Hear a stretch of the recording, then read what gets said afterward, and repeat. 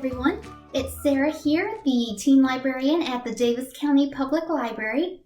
As you may know, April is National Poetry Month, and in honor of this, I want to show you today a really cool and simple poetry technique that you can do at home to produce a very unique kind of poetry.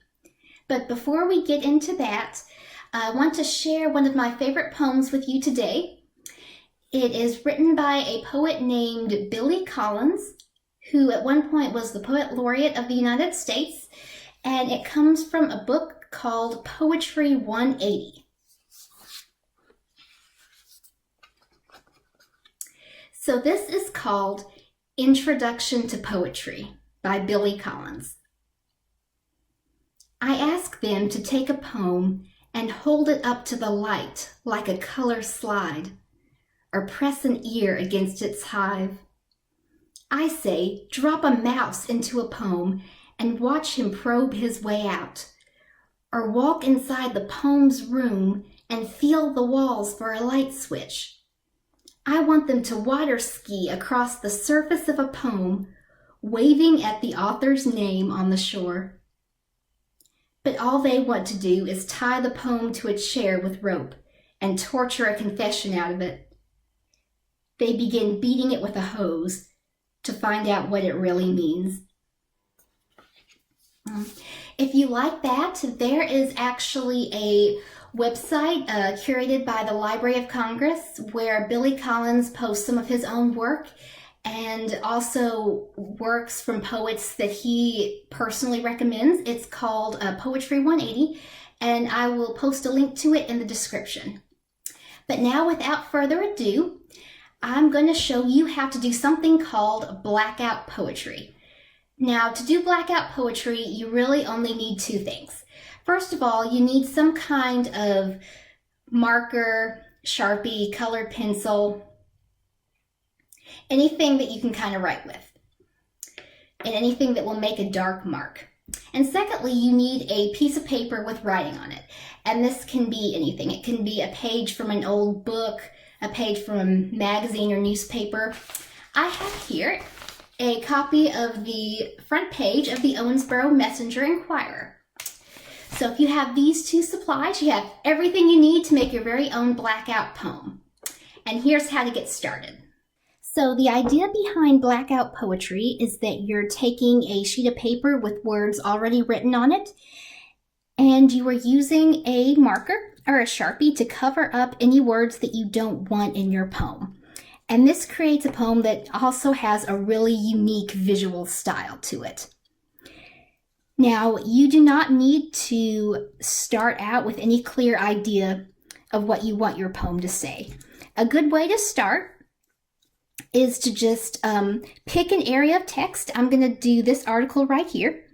And then look and see if there are any words or phrases that happen to jump out at you or that look promising.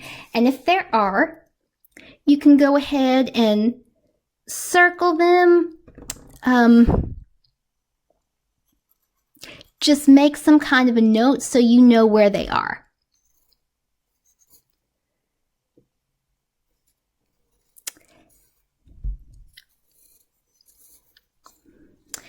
And once you have an idea of what words you want to use to make your poem, the second step is to take your marker or your colored pencil and start crossing out every line that is not part of your poem.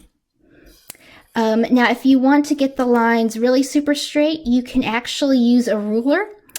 But in my case, I am just going to kind of freehand it, and then I may go back later and clean it up a little.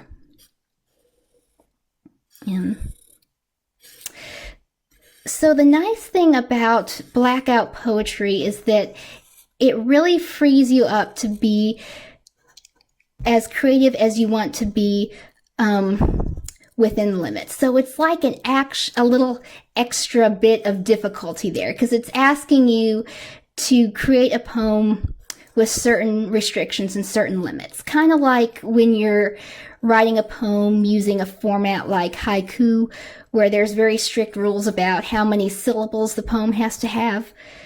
sometimes giving yourself a few restrictions like this when you're writing or designing can really help get your creative juices flowing. It sort of helps your brain think in a new way and helps you kind of visualize things in a different light. So here is my completed Blackout poem. It's really simple, as you can see. It says, music and fame, artists evaporate uncertainty. And I feel like, especially in times when it seems like the world around us is very uncertain, art can be a way to sort of bring a sense of security and hope back into our lives. So if this has inspired you at all, I hope that you will consider making some Blackout poems of your own, or perhaps checking out the Poetry 180 site and getting inspired by some of the amazing poets out on there. So until next time, thank you very much.